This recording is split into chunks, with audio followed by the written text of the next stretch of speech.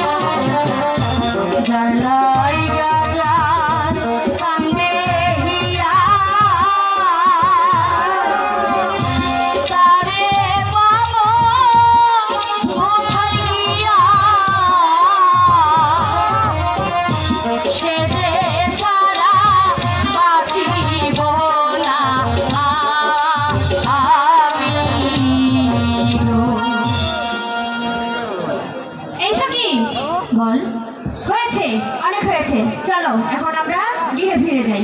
তাই চলো সখী, চলো চলো।